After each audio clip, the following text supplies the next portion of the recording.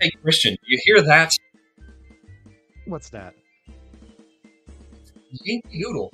Hey, guys, welcome back to Psychology, part of our primarily political series. And you guys might be wondering why we're doing this or anything like that. Isn't this a geek podcast, a Christian podcast, whatever? Well, here's the deal. In America, we're having our first Republican nominee debates today. And part of that is hearing a bunch of grown men argue about things but not give you any substance, and people being really upset about politics. And by politics, they mean what side you're on, if you're on the side that they like or not, basically.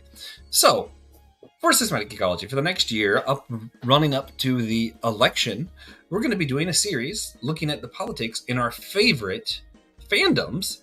We're not going to be talking about American politics necessarily. It might come up, but that's not the goal. The goal is mostly to talk about the politics that are already in the things we're geeking out on and to just explore it well. And we want to show how to disagree well. And of course, we want them a little bit lighthearted. So we're going to do the opposite of the debates. We're going to talk about real issues, not which side you're on, and we're going to be as lighthearted as possible. And what better way to be lighthearted than to start talking with My Little Pony? Of course. And to go along with that, of course, you see me drinking out of my theology beer cup some nice strawberry milk, as any grown man who watch My Little Pony would do. I am Joshua Noel, one of your hosts, and I am joined by the man who got me hooked on a show called My Little Pony Friendship is Magic, the one and only Christian Ashley. How's it going? I'm all right, Joshua. It's an all right day. Just got some work done at school, and I'm just here to have fun. Yeah, I had to vent a little bit. I ranted at the beginning there because I am pretty frustrated. If you're listening and you can't tell, my audio is pretty bad. My computer's USB ports decided to just fry, so now I can't connect mics to or cameras to my computer, which is great because I just got a camera for you guys to see me better, and now it doesn't work.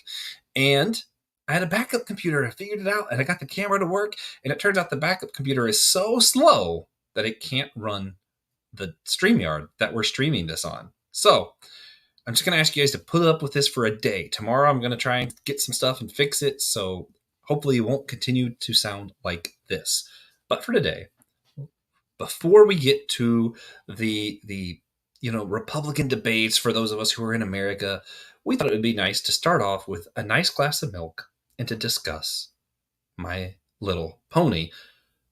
So, if you want to hear other episodes in this playlist, so far we've only done one before this. Their playlist for the series is in the show notes. And as we continue to grow, that playlist will stay active. You can actually copy it into most podcast players with your RSS feed, and it'll update you when we do more of this series. Yeah. So, now into the main topic for today. Christian, we're going to start talking about My Little Pony, Friendship is Magic. What is it? What is it not? I know a lot of people are thinking of this is a show that's exclusively for young girls, and it's kind of weird that men are watching it or adults are caring about this. Christian, for the love of God, since you got me stuck on this, could you clear things up for everybody? What is this show really about? Sure. My Little Pony Friendship is Magic is obviously a show intended for young girls that came out in 2010, if I remember correctly. And it's all about our main pony, Twilight Sparkle, as she is being apprenticed to Princess Celestia, the main like big good of the series, who's watching over her kingdom and all that. And Twilight, she's noticed is a bit of a someone who takes things way too seriously, but she doesn't really have friends. So she forces her into this area to where she meets five other ponies that she becomes friends with, and that's part of the series. Is typically at the end of the episode, you'll have one of our main cast or maybe a side character writing to Princess Celestia say, "Hey, this is what I learned about friendship today." And we'll get to how that's kind of subverted in the first episode we're going to talk about too, as well. Yeah, it's wild. It's fun because even in the earlier episodes, they're all given I forget what it is, like crystals or something, but like each one represents an element of friendship. And what you're gonna there's a lot of examples, but the one that's interesting to me for today is Applejack. Applejack is the cowgirl pony in that picture there, and she is representing honesty. And what we're going to see in 3 episodes that we picked to discuss today, uh, honesty in this show tends to be at odds with capitalism. So we'll discuss why and how. The episode we're going to be talking about primarily today, we'll talk about other My Little Pony stuff too, because, why not? Ponies are cute. Um, Season 2, episode 15, The Super Speedy Cider Squeezy 6000. Season 4, episode 20, 420, Leap of Faith. And then the Christmas special, The Best Gift Ever. And the reason we're focusing on them is because of the characters Flim and Flam, who are the embodiment of capitalism in this show. But before we get to all that, Christian, you're why I had to start watching this. I saw it. It was too good. I got hooked. Why were you watching it, man? Let's see. I I think it was halfway through when the first season was airing. I was on like TV tropes or Reddit or something like that, and I kept hearing people hype this show up, like grown men and women saying, "You gotta watch this." And I'm like, "This is a joke, right? People are trying to troll me to watch this children's show aimed for little girls." And I said, "You know what? Screw it. What am I gonna do on this evening? Like, I'm gonna be watching something else anyways. So let me find where I can find it."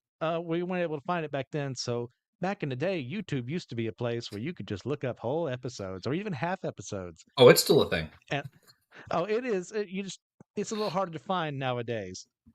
And so I looked it up and fell in love with this weird and wacky and zany world of, there's this bit of ultra friendship and guys, we just band together, we can do this. And, as a shonen fan, that just appeals to me anyways.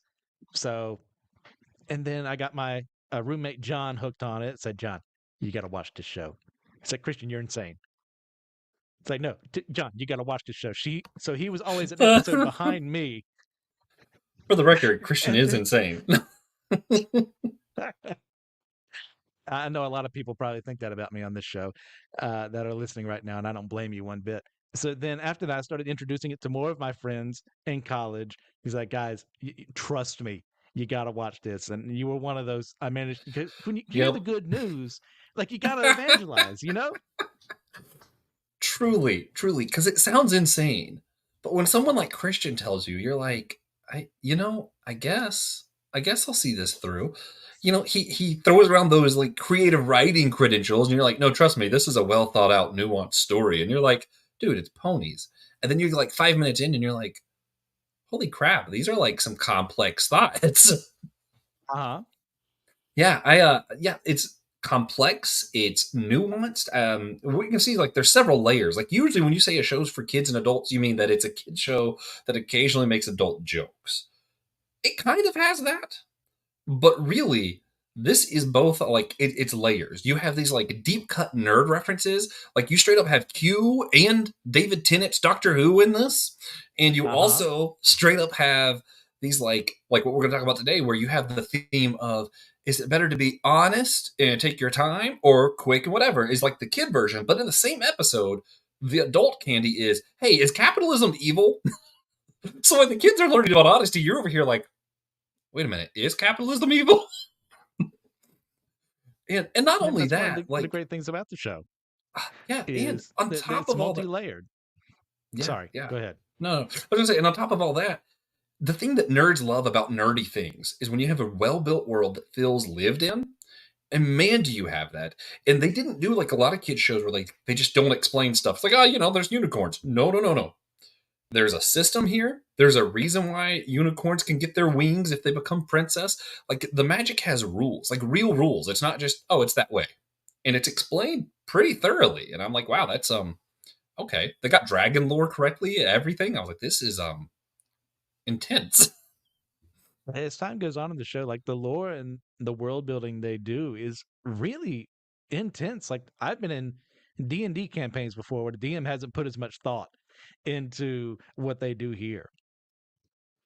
Yeah, truly, it is actually incredible how well thought out the show is, and how it just works for kids. Like, it's so happy and so fun and positive, and it's hard to be an adult watching this and not go, Okay, but I really kind of want to know how they address capitalism again. Or you're like, wait a minute.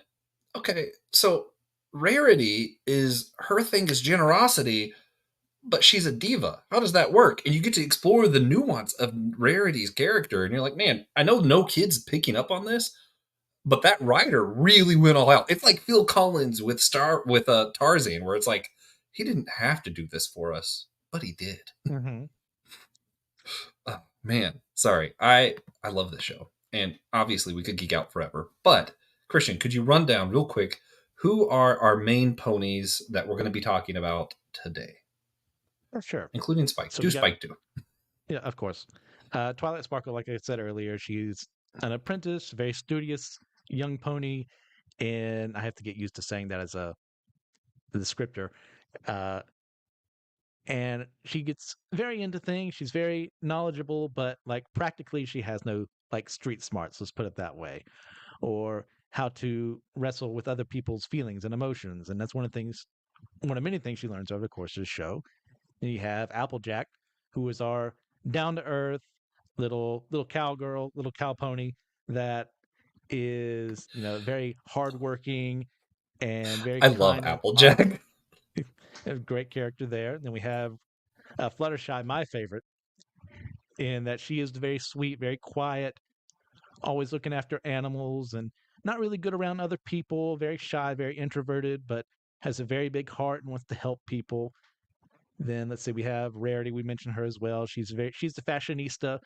She's the one who's always got. She knows where she's gonna go, what she's gonna do, and you're gonna do things her way or the highway. And next up, we'll have let's see, let's go with Rainbow Dash, my second favorite. She is the brash, arrogant, like I'm faster and better than all of you. Like I can get anything done myself. And part of her journey along the way is learning to rely on other people. Let's see, who am I forgetting? Let's see. Pinkie Pie. Pinkie Pie is your chaos incarnate, pretty much, in like a fun way. In that she looks after her friends, but she's always there to have a good time. She's always partying, looking after other people, wanting to give them gifts, wanting to look after them, see that their needs are met. And then we have good old Spike. Spike is essentially, I mean, you could argue he's Twilight's familiar, but he's there to like take her notes for her, like keep her honest and make sure that she's not getting too high strung for her own good and all this. And he's typically the ones who dictates her notes whenever someone's writing to Princess Celestia. So there we go. Yeah, There's our main cast. man. One of the most interesting things with Spike. So they show in the show, just like real dragon lore, dragons love gold. They hoard things, and they see like adult dragons are doing that, and they had to fight a couple in the show.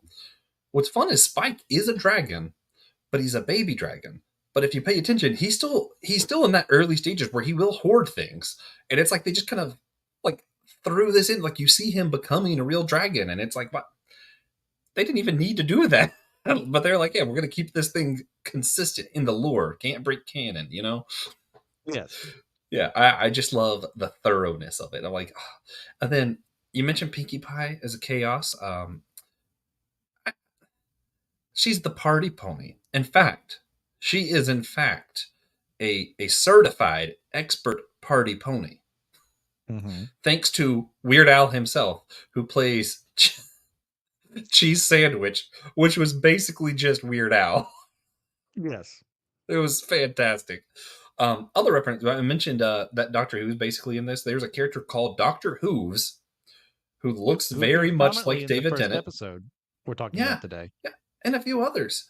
And his hair and everything, he looks very much like David Tennant. At one point, he gets into a blue phone box for some reason, and he's trying to invent a time machine at several points in the show. And Yep. is the pony that hangs out with him looks suspiciously like Rose with a rose cutie mark. Hmm. And what was the other one? Oh, Q. We'll get to that later. But Q from Star Trek is just a part of the show, undeniably. Yes. Absolutely. God, I love this. But I mentioned today we're mostly going to be discussing the Flim Flam Brothers. These guys. Here they are.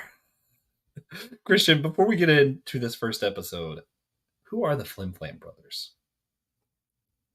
I mean, essentially, they're your snake oil salesman of the series. Except they're also really good businessmen too. It's weird because, like, in other episodes, they're hawking stuff that doesn't work at all, and but in others, they're very competent at their job. They're able to produce things and manufacture them way better than your normal means. Like, they're there for the sake of profit. They're there for the sake of screwing other people so that they themselves can enrich themselves, and whoever gets caught in the crossfire gets caught in the crossfire. Yeah, every time they show up, I think consistently they represent capitalism, whether it be good, bad, in between. Whenever these creators were like, we want to comment on capitalism, they just brought out the Flim Flam Brothers. Pretty much. Yeah. So the first episode we are going to discuss is the Super Speedy Cider Squeezy 6000. What a name. What a name. Christian, could you describe what happens in season 2, episode 15? So we basically start off with Rainbow Dash waking up Fluttershy because every year around this time is when the cider is being made, and like it's an event in oh gosh, what is the name of their town? Is it really just Ponyville or something Ponyville. like that? Yeah. Yeah, yeah, Ponyville. Ponyville. Yeah. Sorry, fake fan here, and like everyone knows about it, so everyone congregates and tries to get there early. Rainbow Dash says, "I'm going to be the first one there. I wasn't able to get it last year. We're going to do it." They arrive. Who's first in line, of course, is Pinkie Pie. And then there's other people who've camped out literally like it's some a release of some like Elder Scrolls game or what have you. So she's at the end of the line. They're producing as much cider as they can. It's her turn, Rainbow Dash, and they run out. And at that Wah, moment is wah, yeah, wah. is when the Flim Flam brothers show up and they produce their own cider. And they can do it much quicker because they're more modernized, they're more mechanized than our good, honest pony folk here in Applejack's family. Good old salt of the earth, and they just can't produce the same way, so they end up in conflict with each other. Granny Smith, the grandmother, gets called a chicken, which of course is a reference to Back to the Future, and that causes them to end up in a conflict. It's like, okay, we can do it better than you. They have that fight. Our side actually loses, but in the process of trying to outdo them, the Flim Flam brothers end up lowering their standards, shall we say. Can't imagine where Yeah. anyone would have gotten that Yeah. idea from, and end up giving a bad product. So uh, Applejack and her family do ultimately win in the fact that they're run out of town, the Flim Flam brothers, for not producing the best product like they can. Yeah. Yeah. I it's so interesting because like you see the face value thing of like, right, like, hey kids, be honest, work hard, even if it takes longer, it's worth getting a good, doing your best work instead of cutting corners and cheating. But then you also see like we mentioned the layers. Here's this thing of, is industrialism good or bad? You notice the machine actually worked really well, made cider that was Mm-hmm. just as good and was faster than the Apple family until the Apple family got help. And then they started to cut corners to do it. But realistically, the Apple family on their own could not have kept up with this machine. Yes. And yeah, it's funny because and I analyzing it as like if I was mayor of Ponyville for some reason, like really politically, the best move here would have been for the Apple farm to buy that machine because they could still have done the good work, made their stuff faster, and had enough for everybody. But Flim Flam Brothers are greedy. They're not going to think of that. They want all the business. They wanted 70% of the profit, right? Like they're not going to just sell Yeah. their machine and leave. Yeah. Yeah. It's a very like John Henry moment here for those of you your American folklore of like, yeah, human ingenuity can do great things, but ultimately we're going to lose to machines along the way. Yeah. Yeah. So, man, it's so wild. And of course, you have the honesty thing, right? Applejack's thing is honesty. And what it came Mm-hmm. down to is even when they were losing, they refused to cut corners. So honesty won over capitalism in the end. um, Christian, what is And that's how you like? know it's a kids show. Yeah, yeah. When you first watched this, like, what was your thoughts? Did you like think of any of this deeper stuff, or were you just like, "Oh, that was fun"? I mean, like watching these episode to episode, I didn't always think of a bigger like purpose for what's going on. I just took face value. Like, and later on, I would always normally think, when I got to the fridge or whatever, it's like, oh, okay, that's what they were discussing. And yeah, like seeing that point there of, there is such a thing as industrialization being ultimately better producing than just a couple of people.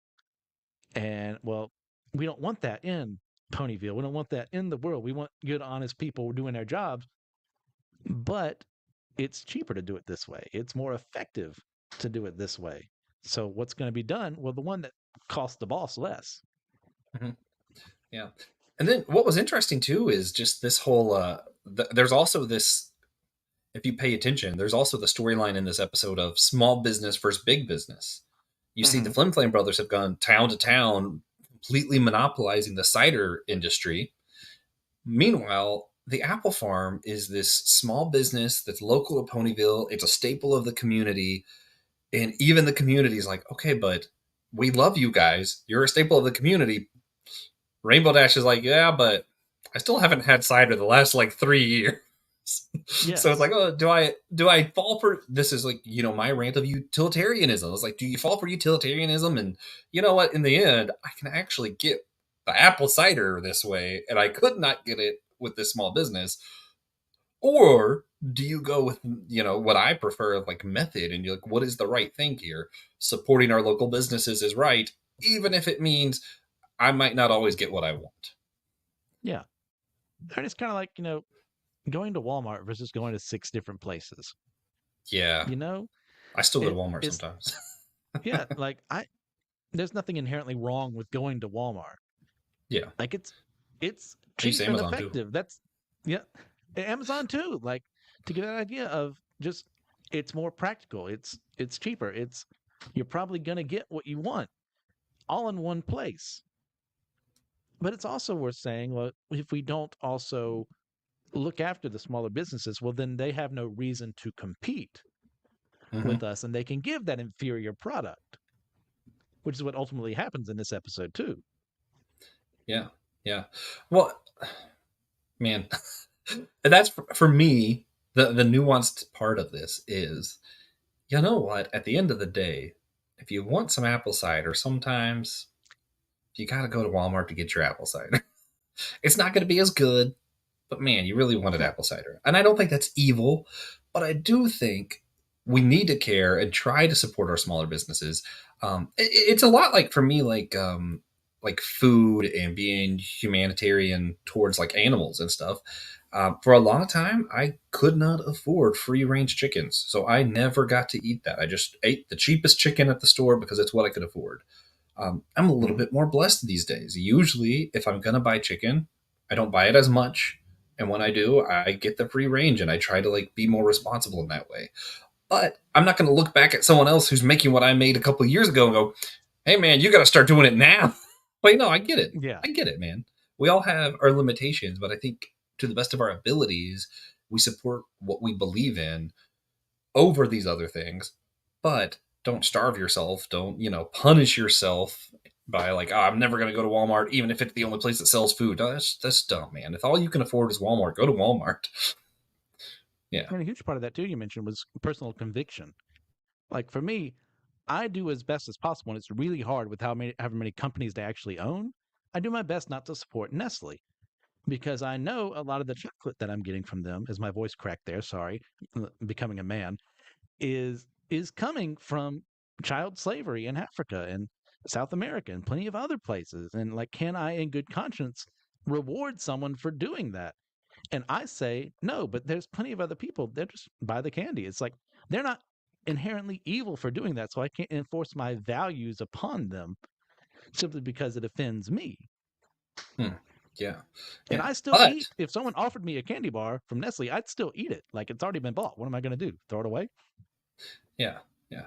But it's still one of those like it's important to think about, it's important to care about. And when you're thinking of like who you support in ministry, who you support in your politics, whatever country you do live in, etc. Yeah, I mean, it's important to think about like how are they supporting small businesses? Are they supporting Nestle?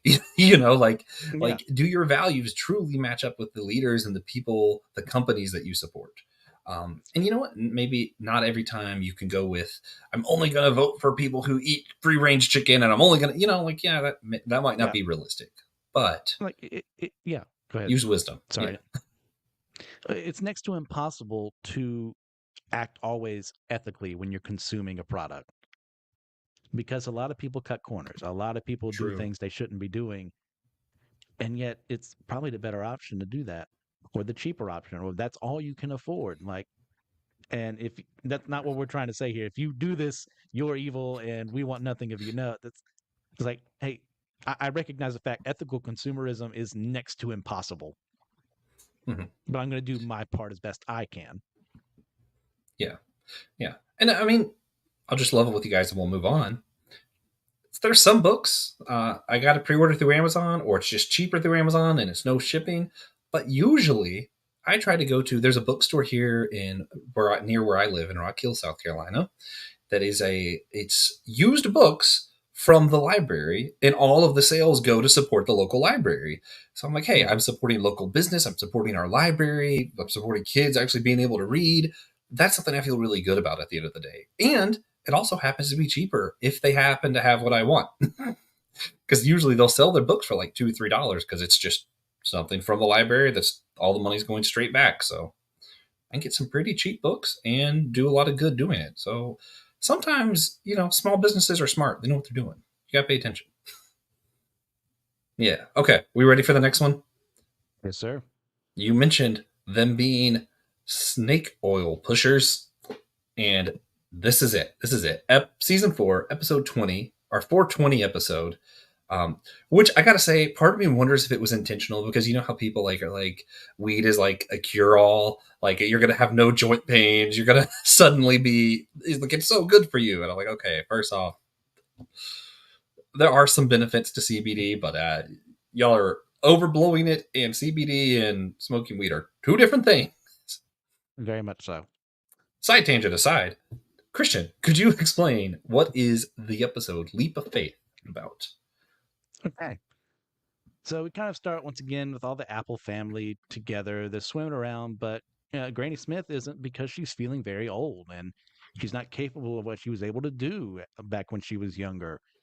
So that it gets everyone upset because they want her to be well, they want her to have fun, but she just can't. She's getting older, and of course, our good old boys, Flim and Flam, end up coming into town with their miracle curative tonic, which they claim will cure all ills. And they have their typical setup there where they pick randomly from the crowd. And there's a pony there. It looks like he might have their version of multiple sclerosis. I always screw up that word. There's that lisp and stutter coming in there. I don't even try. Yeah, thank you. Yeah, some of us are dumb enough to do it. And it's like, oh, he's magically cured. The moment he drinks from this tonic, it's like, oh, well, I want that. Who doesn't want to feel healthy and well with like not working for anything at all? I say as the laziest person probably here. I would eat this thing up if it was actually real. So they start making money and money and money. And Applejack has noticed as time has gone on, oh, that same guy in the crowd keeps getting picked because they make the mistake of doing the same, acting on the same marks over and over again versus moving on to the next town. Rookie mistake there. And she goes up to them and says, hey, like, you can't be doing this. But this whole time, Granny Smith is actually looks like she's doing better. Like she's able to do physical feats she wasn't able to do earlier. Like she's swimming now. She seems like she's more full of life. And Applejack doesn't want to take that away from her. And they go, yeah, it's a scam, but like it's making her feel good. So isn't that really good in the end?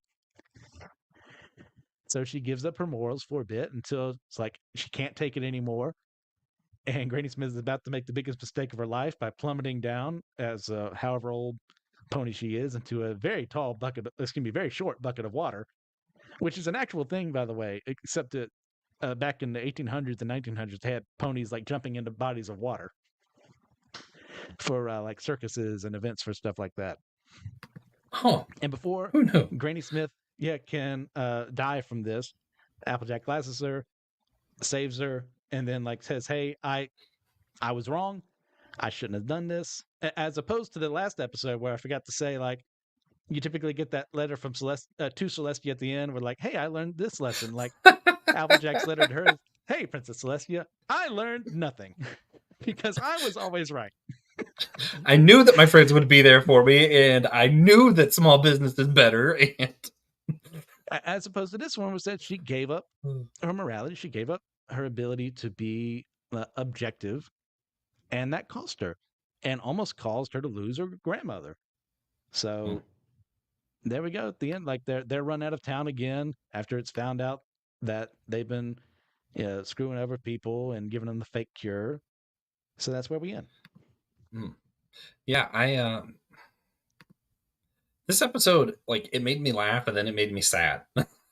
Mm, Because like it was funny to watch Granny just be like crazy cool and doing all this stuff, but then you're also like, oh wait, she actually was in danger, and like things like yeah. this really exist. See, y'all don't understand how political My Little Pony can be. I One of my biggest pet peeves is the medical system here in America. I know it's not the same everywhere else. A lot of places have it a lot better figured out, but the amount of hospitals that are just directly funded by medical companies, and it's like, I wonder why they're pushing this medicine. And then you look it up and like Mhm. see who's funding the hospital, and it's like, yeah, I sound like a conspiracy theorist, except for if you do the research, it's just actually a conspiracy. Like, it's just true. The amount Yes. of patents companies have on like cures for breast cancer, and those same companies are the ones making money on the wear pink ribbons shirts. Hmm. Kind of scary.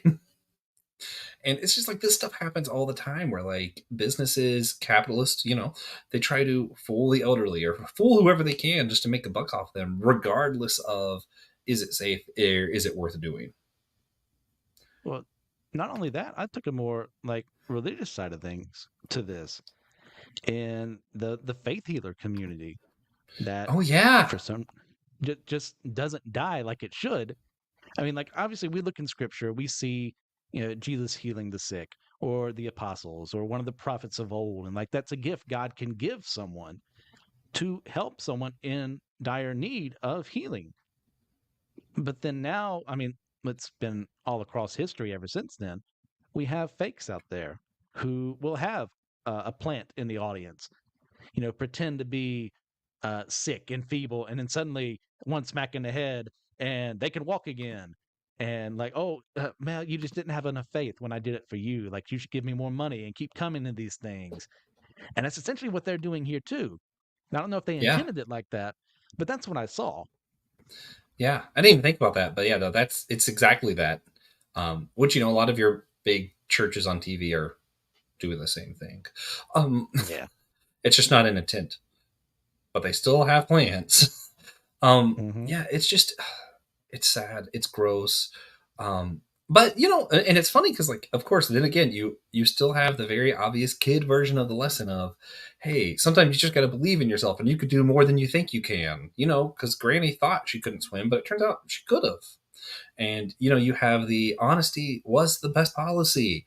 That even if things seem better, utilitarian. And even if you think lying comes up with the best outcome, it turns out doing things for the outcome is bad because you don't always know the real outcome, which is why you should Hmm. just do what's right. Sorry, it's funny because even the kid version, I'm like, yeah, the utilitarian thing is just right there. But the kid version, and, it's about honesty, it's about faith. But then, again, you have the adults watching this going, oh, utilitarianism. You see the adults watching going, oh, faith healing, the medical system. You see placebo effect. That's actually Hmm. just a real thing. As adults, we're like, oh wait, no, that actually happens. Like, that's just not something they made up for this. you know. It's the flying So feather for Dumbo. yeah, yeah, and it fascinates me that this show is able to do both of those things so well. Like, kids would love this, but also as an adult, I'm like, I got so much out of this. Like, more than like most like serious novels that I read these days. Like, I still feel like sometimes I get more out of My Little Pony just because of how well they wrote this. Um, and And I know we said we're not going to go too far American, so I'm going to try and make this a little bit broad. But thinking of like the utilitarian of this kind of thing, it reminds me of how many times people say, "Oh, I'm actually going to vote for this person or go with this party because it's not this other thing that would be worse." You know? Hmm. And I'm like, that's just utilitarian. Like, it's the same thing. Like, you're being dishonest. You're not voting for who you want. You're not following the politics that you actually believe in. You're doing what you think is going to have the best outcome. You're voting for a guy because you think it's going to get you the Supreme Court that you want, or you're going with this Or party they because won't it's be going in to, power. yeah, or because it's going to get this policy passed. And realistically, the same thing does apply. You don't know the actual outcome. They might tell you till they're blue in the face they're going to pass the laws you want and get who you want in there, and it just might not pan out that way. Because, yeah, which is why you don't vote for a guy who's going to get the policy you want or the people in place that you want. You vote for who you actually believe in and who lines up best with your morals. Because if things don't play out the way you think, you still know that guy is going to act closer to what you believe than someone who you just voted for to keep something else from happening. Hmm. Yeah.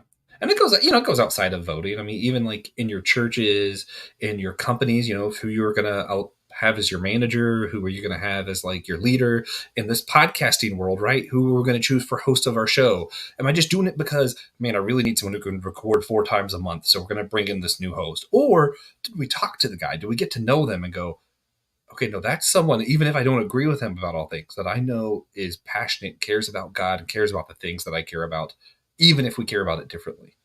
Hmm. So I think this principle applies outside of just politics, outside of what we usually think of politics, because realistically, hosts and management and all that is still politics. Anything that involves people and structuring, that's politics, by the way. God cares deeply about politics.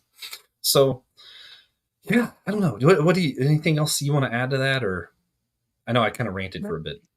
no, you're good.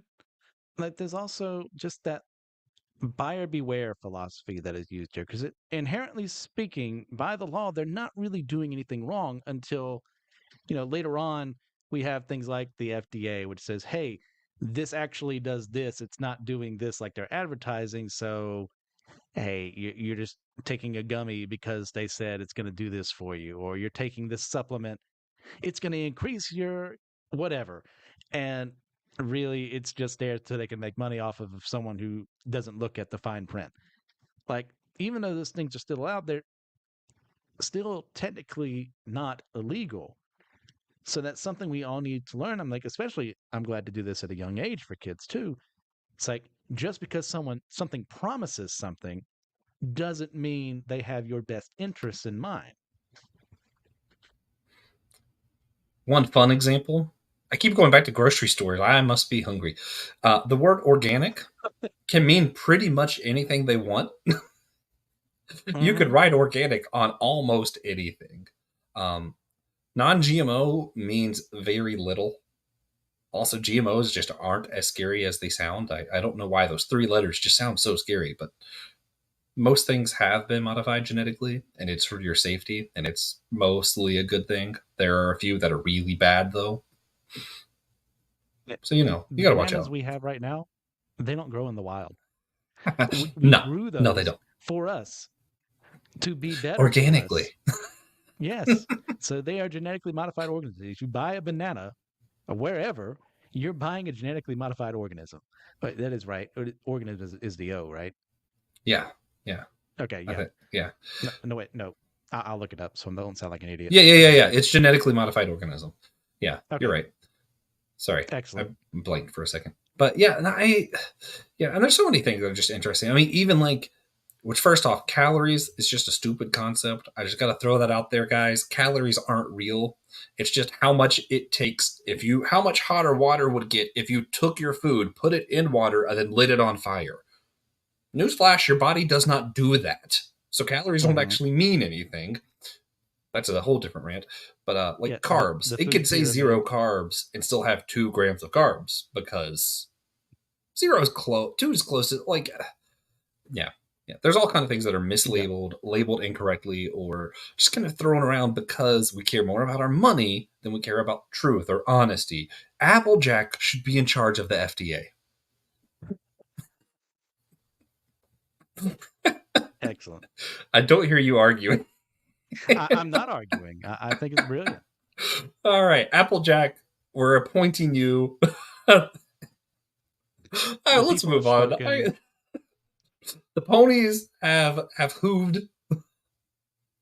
Okay, on to this is a Christmas special, and this is in the weird years. The reason we haven't done a lot of stuff past season 4, there's like 11 seasons, and like the first 4 are on Netflix, the last few are on Hulu, and everything in between you can kind of find on YouTube if you try hard enough. And it's just kind of Yeah. weird. Like they're not all in one spot. It's very strange, but it's a full story. It's a great story. You should watch all the seasons. You're just gonna have to work for it. But this Christmas special, I love because it gives us an excuse not only to talk more about Flim and Flam, but also to discuss Discord. Christian, Of course. please, before we go any further, explain to our listeners who is Discord. Discord is, I defined Pinkie Pie as chaos earlier, but like that's selling it a little short.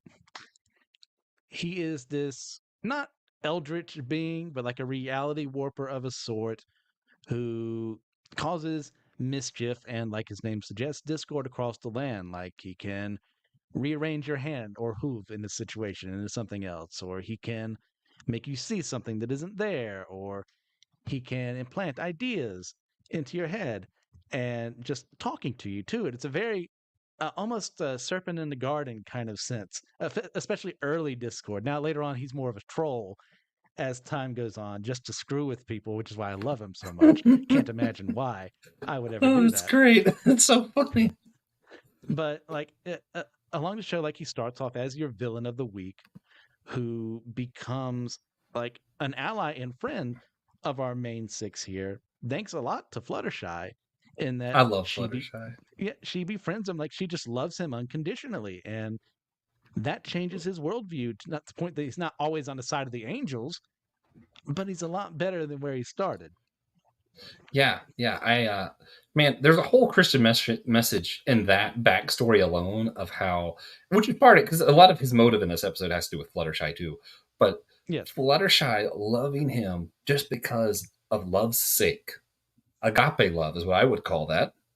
Hmm. Um, he goes from this, oh, ponies and everyone else is beneath me, and I could care less to them. For wait a minute, how did you do that? How did you just love? And that just completely changes him. Like, yeah, I mean, like you said, he's not totally a good guy now or anything, but it's like it just dismantled him, not with like weapons or like we shot magic from our unicorn, like something about that message was really deep for a kid show on its own. That could be its own episode, but Yes. it's worth mentioning here, I think. But yeah, so now that we got that out of the way, the best gift ever. This episode is about what makes the best present. And it doesn't do our usual kids show trope of the best present is just being together and it's not about money. Instead, it deconstructs all of our different ideas of, oh, should I make a present? Does it matter if it's something unique to them? Should I just buy a present? Is buying a present itself bad? Like, it actually deconstructs all of our ideas of gift giving in a pretty brilliant way. And of course, that has to involve the Flim Flam Brothers. Christian, could you Yes. please describe what happens in the best gift ever? All right. So it is Hearth's warming eve, Christmas with the serial numbers filed off so a general audience can enjoy it without getting into that whole Christ thing. Whatever is what it is. And it is this time of the year, like same thing, Christmas. You exchange gifts with the people that you love, your friends, your family. And Twilight, of course, is freaking out because she takes everything super seriously and she's got to get the perfect gift for everyone. So, like, they all band together and say, okay, look, you're taking this to your level, your Twilight level here, sister. You got to stop.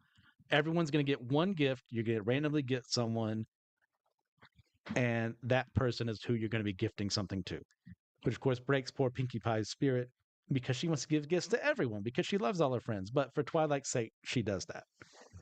And then we follow our main cast here, just trying to find a perfect gift. Spike is, essentially pulling a different form of white elephant to where he's like trying to find who has Rarity, so he can give her a gift because he's always has a huge crush on her. We're not going to get into the interspecies romance there of how that works, but this is a kid's show. And like just, and then he gets to the point where he's got what he wanted and he doesn't know what to do. He didn't think things through. Uh, let's see, Applejack and Fluttershy are dealing with the Flim Flam brothers who have come in and give the hottest toy in the world. Like, you've got to get this. Everyone's buying it, and it looks like the worst mangled little thing in the world right there. And like, of course, Just truly Fluttershy being the ugly. sweet, Awful. yeah, yeah, being the sweet thing she is, she just buys it because she was easily persuaded. And of course, Applejack, who has dealt with these losers over and over again, is like, okay, I see what you're pulling. You've screwed over my friend and everyone else in this town. I'm not taking this lying down. Goes out against them. They have this big old fake, like, oh no, do you mean that if everyone has this, it's not as special as they say it is? And that eventually gets people to stop buying it. Like, so once again, they're not inherently doing something evil, but their motivations aren't, let's say, moral. Let's put it that way. Yeah. In fact, they say that outright in this episode. Like they're like, what we did isn't technically bad.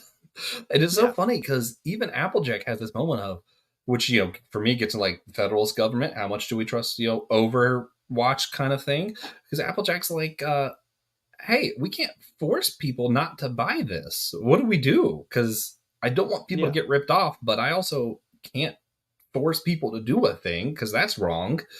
And that's when they come up with the scheme to fake buy one and be like, wait a minute, this wouldn't actually be a good gift for this. So like they make a whole scene out of it. It's great. Oh yeah.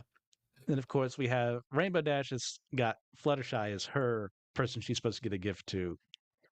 And who should come along? Her good old buddy Discord, who's always there looking out for you and says, oh, are you going to buy that for her? Well, we didn't think about her feelings because earlier, like, she had asked her outright, like, what do you want? What do you really like? And she's like, I love everything. It's like the worst possible person you could ask what they want for What do you birthday, not like? Christmas. Not liking things. So Discord has convinced her, like, hey, you just follow me. We'll get her an animal here. This what you call it? What is that thing? The weird I winter forget the name chilla. of it. Winter chilla. Which is very cute, little small animal that at night grows into a giant kaiju. So in the midst of all this, Twilight is freaking out as per normal. Like, she's got Pinkie Pie, so she's trying to make this great, pudding dessert or something like that for her. You get Shining Armor and Cadence coming in, like Twilight's brother and Princess Celestia's sister. Sister-in-law? I can't remember who. Oh, Sister, yeah, whoever Cadence Luna. is. And Oh, she's no, part of the okay. You're right. royal family, right? It's been so Yeah. long, but like Yeah. the point being, like I don't know. Twilight is now related to them through that marriage, Oh, she's the and the queen of the Crystal he was part of the Palace. guard. Yeah. Yeah. Oh no, that's right. That's right. Yeah. Okay. And so then, like, hey, you're doing your usual Twilight. What do they call it? Twinana or something like that. You're You going going Twinana, Twinanzas? and yeah, Twinanas? I don't and know. it's like you've got to relax, girl. And of course, she freaks, uses magic to enhance what she's making for Pinkie Pie, but it spreads right as the winter chilla and everyone else is there uh, to meet up for the gift exchange. It breaks into the room, and this is when Discord says, "Oh yeah, this is why I brought this here so that Fluttershy could have her moment. She's found a new pet, and she's also had a moment to be brave in front of everyone. So this was my plan all along. Haha, Rainbow Dash." And they eventually just agree, okay, we both gave her a gift. This is both of our gift. And they just hang out with each other. And Pinkie Pie had gone, I forgot to mention this, all the way to their version of the North Pole God, yeah. to talk to Straight up these goes to three see reindeer. Santa, Yeah. basically. And they give her this riddle, and it's like the answer being that, friendship is like the greatest gift of all. And like this whole thing was provided. They knew this was gonna happen. And them just having fun with each other. That's why did they want to give gifts to each other? It's because they love each other. Hmm. Yeah. Yeah. I it's interesting, especially because like again, you have that kid version of, oh, friendship was the real gift. But also, you go through and there's like all these examples of what are bad gifts and what are good gifts, right? The bad gift is the to get toy that they say is for everyone because it's really not great for everyone. There probably is someone who that's good for. I don't know. But also, I thought it was hilarious that when they pulled the string, the saying was, the most expensive gift is the best gift. Or, I'm a Oh great for yes. everyone because I cost lots of money. It Like all also the doesn't help sayings too were with hilarious. yeah, the prices change based on who's there. Of course, Fluttershy gets Oh, all yeah. of her money taken away, all of her bits, because like she's an easy mark. And she's a very Yeah. trusting pony, and they make a killing off of her. It's so funny. So they deconstructed this. Oh, expensive gifts are good gifts. That's actually just not true. You got to put thought into it. It's got to be unique. But then you go into this like gifts that you make are the best gift, and you look at what Spike did, and it's like actually sometimes you're not very crafty, and it doesn't turn out right. So it's not just something you can make. You see all these examples, but then the good gift examples, what I find interesting are like the ones where it speaks more to their personality. The good gift for Fluttershy was she never gets to be the hero, and because this particular situation was who's good with animals, she got to be the hero, and that was a good gift for her. The good gift for why can't I think of her name? Twilight was ironically because Twilight had caused this whole chaos. Her whole house was storming because she got the wrong recipes, and it turns out that these three random things that Pinkie Pie picked up from the North Pole are the exact thing that counterbalances the chemicals and stabilizes everything. And that was a good gift, not because it fixed the problem, but because Twilight is so anxious about constantly having everything be perfect. Fixing something for Twilight is the best thing you could do for Twilight.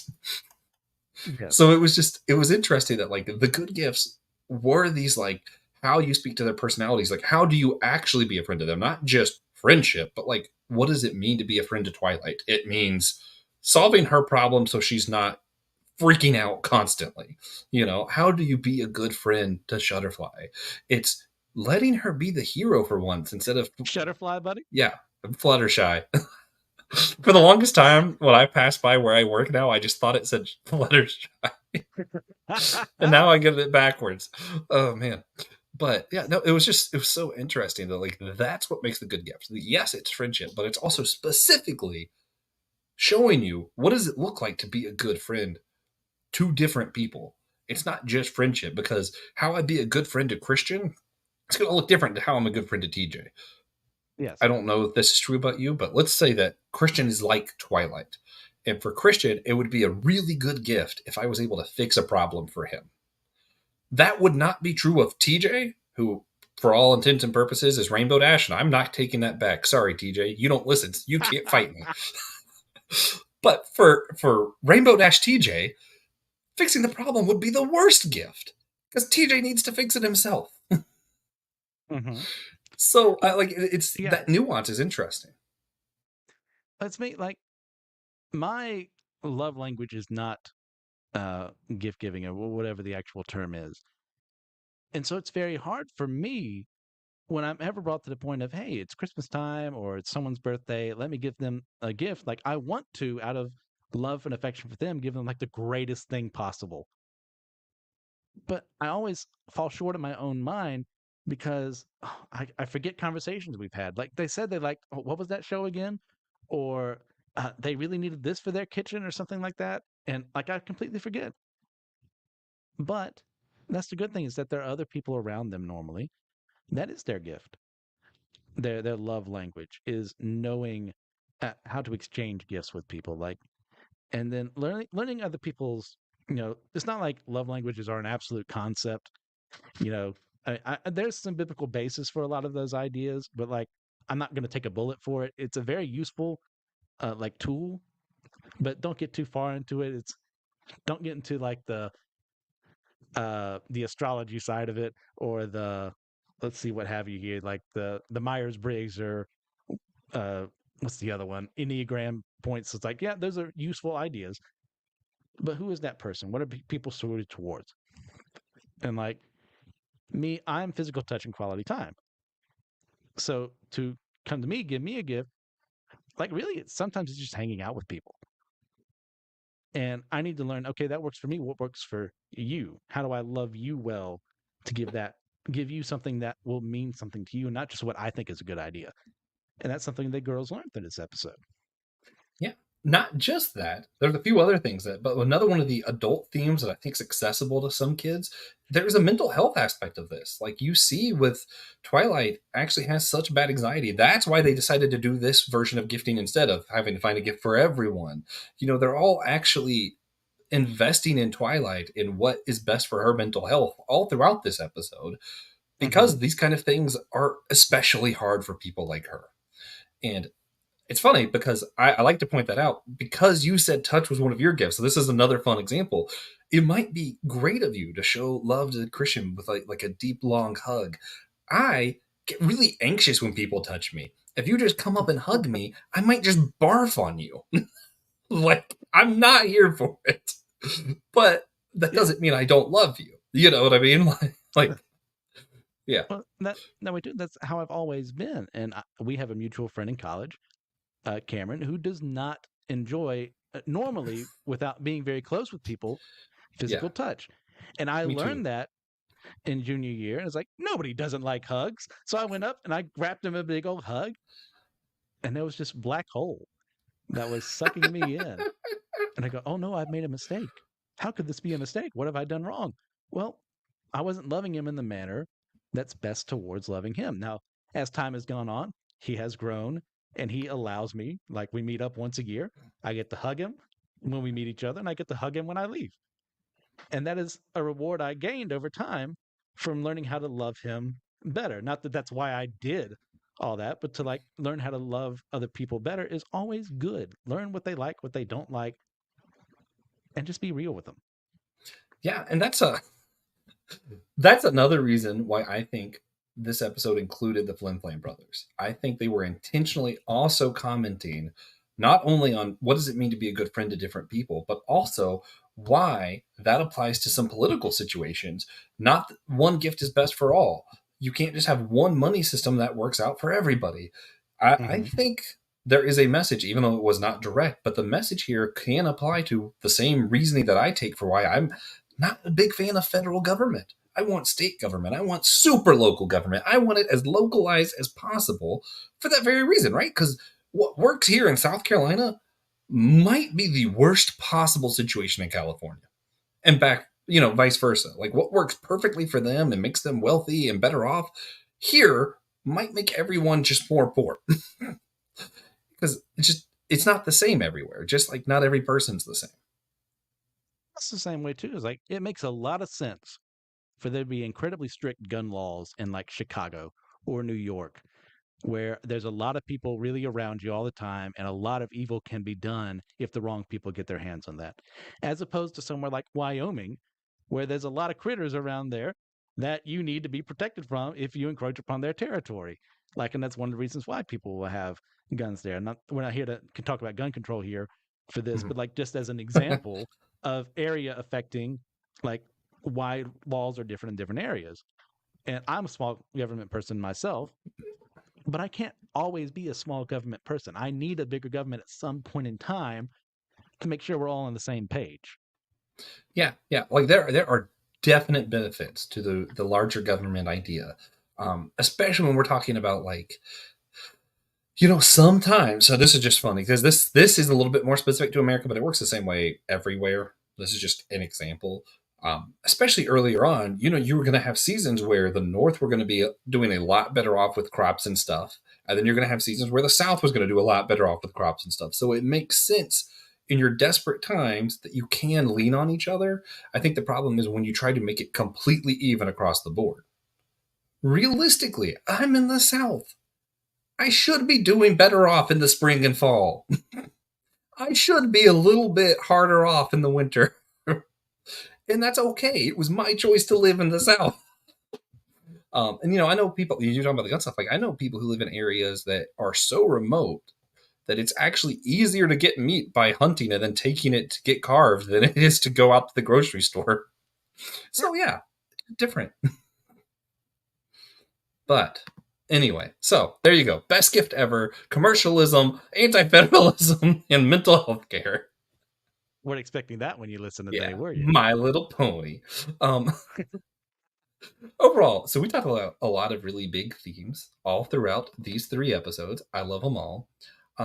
As far as like what you care most about, which of these themes, not necessarily in America, but like in whatever context you find yourself in, like what are the most important things to you that we've talked about?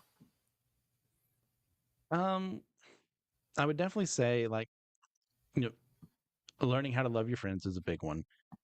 Also, learning your place in the market. Like we have buying power. We get to say with our money who we support. And that goes a long way. Now, we need to be aware of where that money's going. Now, are you going to be totally 100% aware all the time? No. But it pays to know, it pays to be involved.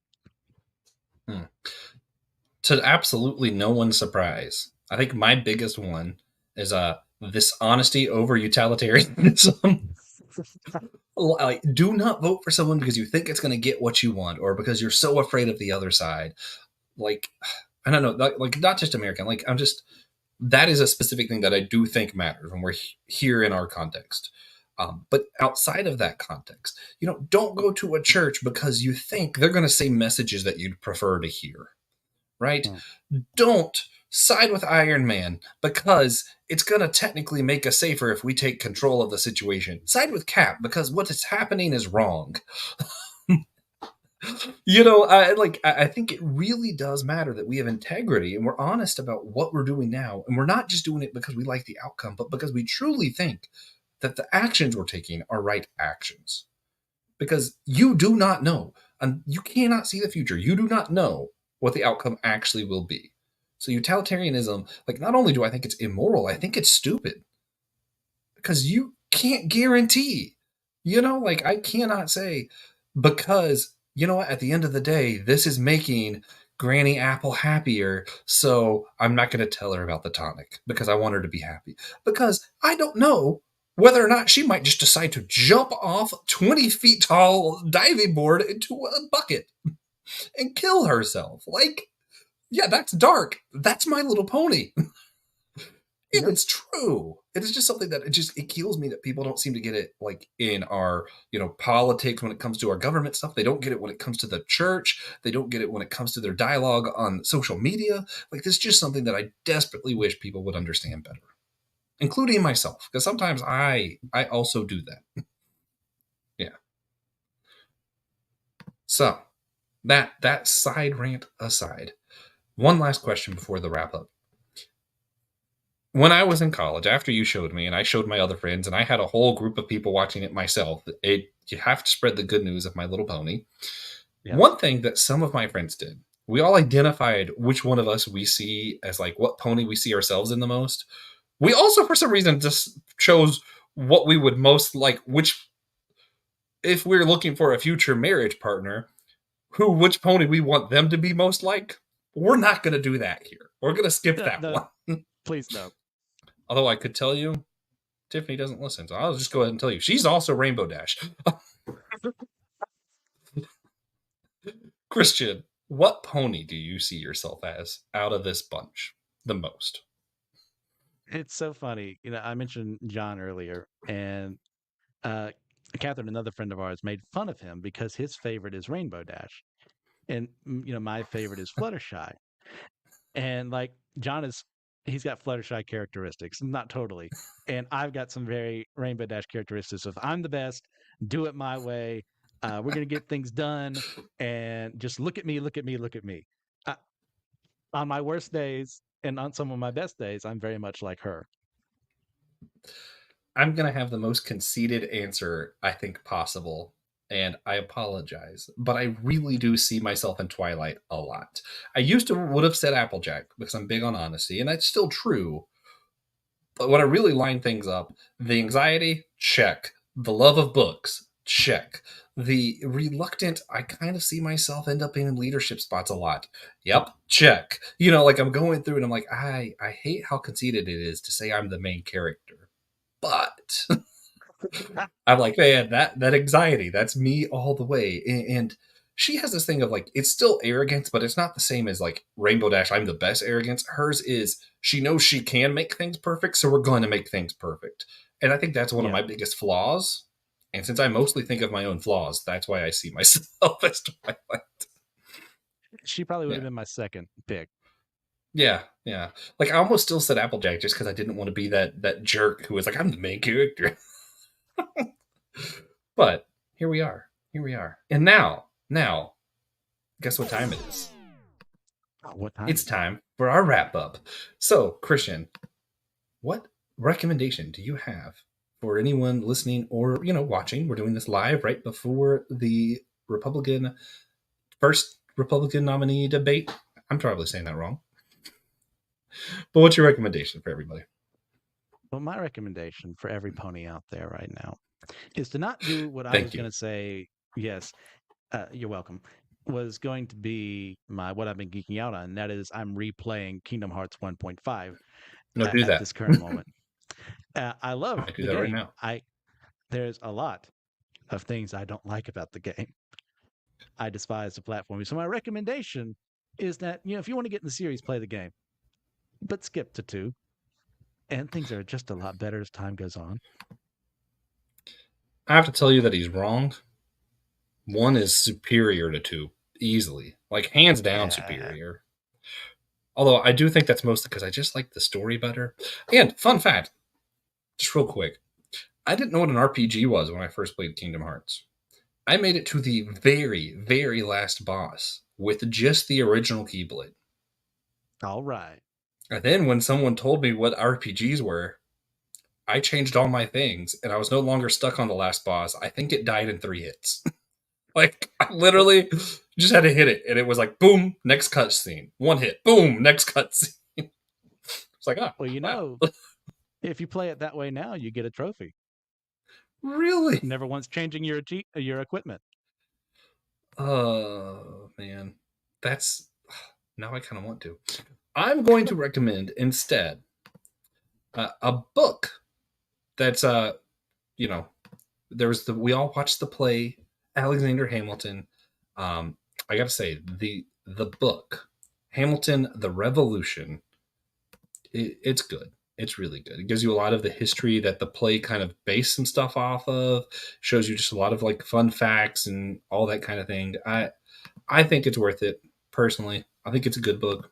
Just because I love the play so much, though. So if you're not as huge a geek about the play as me, there is a strong potential that it's not worth it. Yeah, it's a good play. It's also very charitable towards Hamilton. So, with that being said, not YouTube, hit the like button, subscribe, do all that good stuff. If you're not, go ahead and review our show on whatever podcast listening format you're on, or go to Podchaser. That does help a little bit more, but Spotify, Apple Podcast, all those things help as well. It's trick the algorithm to make everyone think that we're awesome.